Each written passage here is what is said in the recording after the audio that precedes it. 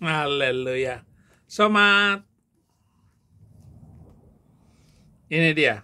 Dan Nabi Muhammad itu nggak bisa nulis, nggak bisa baca, bukan kerendahan, bukan kehinaan, justru itu mukjizat. Karena kalau dia bisa tulis, dia bisa baca, orang akan katakan, dia bisa tulis, bisa baca kan karena belajar dari orang Romawi, dia belajar dari orang Yunani. Tapi ini mukjizat, dengan tidak bisa menulis, tidak bisa membacanya, maka dia itu wama yantiqu anil hawa. Dia tidak bicara mengikut hawa nafsunya. Nabi Muhammad tidak bisa tulis, tidak. Mukjizat itu bukan syarat jadi nabi. Catat baik-baik, somat. Mukjizat itu bukan buta huruf. Mukjizat itu bukan banyak istri, bukan. Mukjizat itu bukan kawin dengan anak umur 6 tahun. Bukan. Itu bukan mukjizat. Mukjizat itu menghidupkan orang ngek. Itu mukjizat. Orang tuli mendengar, orang buta melihat. Itu mukjizat.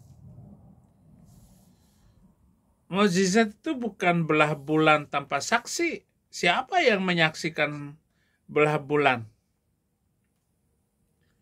Somat. Bukan itu. Syarat jadi nabi itu bukan buta huruf. Itu tanda kehinaan. Tetapi semua orang yang bijak dari raja yang telah datang menghadap tidak sanggup membaca tulisan itu dan tidak sanggup memberitahukan maknanya kepada raja. Jadi nabi bukan datang untuk raja tanpa bisa membaca. Diperlukan orang yang bisa membaca. Dan tidak ada nabi buta huruf. Semua nabi bisa membaca. Musa itu bisa menulis dan membaca.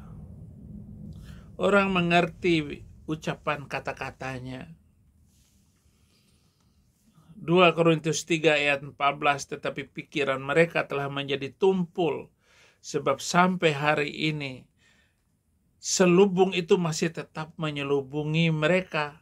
Jika mereka membaca perjanjian lama itu tanpa disingkapkan, karena hanya Kristus saja yang dapat menyingkapnya. Ketika saya memiliki kecerdasan, itu untuk menyingkap dan memahami firman Tuhan. Bukan untuk menjadi nabi. Kalau begitu saya menyesal bisa baca tulis. Kenapa tidak buta huruf aja supaya saya disebut nabi? Dan saya keluar dari gua yang gelap. Begitu keluar jadi nabi. Enak banget.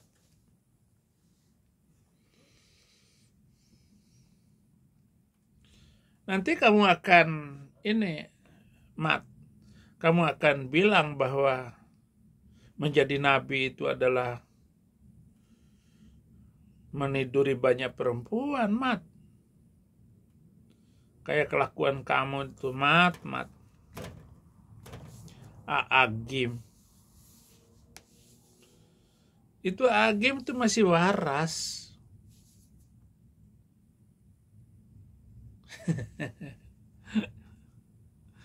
Karena yang dapat binasa itu harus mengenakan yang tidak dapat binasa, dan yang dapat mati itu harus mengenakan yang tidak dapat mati.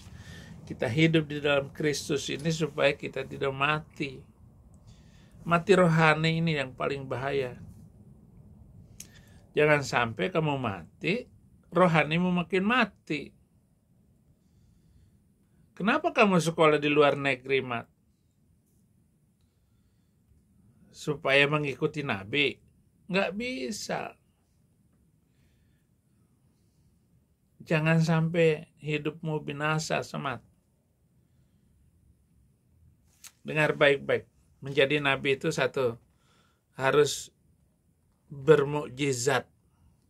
Mukjizatnya bukan buta huruf. Saya sudah baca ayat-ayat tentang orang buta huruf itu. Itu mereka tidak bisa memahami dan tidak bisa membaca. Ini baru ini jawaban Somad bikin malu. Malulah itu tokoh-tokoh muslim yang pintar-pintar cerdas. Presiden juga malu kalau kamu ceramah kayak begitu, Mat. Bahwa syarat jadi nabi buta huruf. Astagfirullahaladzim. Maka di sana kamu akan beribadah kepada Allah buatan tangan manusia, dari kayu dan batu yang tidak dapat melihat, tidak dapat mendengar, tidak dapat makan, tidak dapat mencium, dan tidak dapat baca. Baru di sana engkau mencari Tuhan Allahmu dan menemukannya, asal engkau menanyakan Dia dengan segenap hatimu dan dengan segenap jiwamu. Tanya, Somad, dengan segenap jiwamu. Waras nggak kamu ngomong seperti itu? Kamu hanya menghina agamamu sendiri loh. Keyakinanmu sendiri. Jadi bahan olok-olok gitu. Kamu bilang nabimu seperti itu. Astagfirullahaladzim. Mazmur 115 ayat 7, mempunyai tangan tapi tidak dapat meraba-raba, mempunyai kaki tetapi tidak dapat berjalan, dan tidak dapat memberi suara dengan kerongkongannya. Tapi Nabi pun kan bisa membaca. Membaca alam pikiran puluku suntur. Bahaya, Semat, ngomong orang di hadapan banyak manusia. Dan sekarang kita punya saksi selaksa seperti awan menyelubungi kita, tiba-tiba dingin. Oleh karena itu hati-hati, jangan menjadikan agamamu bahan olok-olok, sama.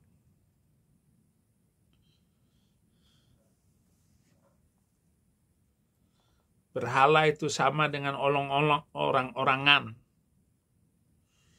Orang-orangan di kebun mentimun tidak dapat berbicara. Orang harus mengangkatnya sebab tidak dapat melangkah. Jangankan takut kepadanya. Sebab berhala itu tidak dapat berbuat jahat.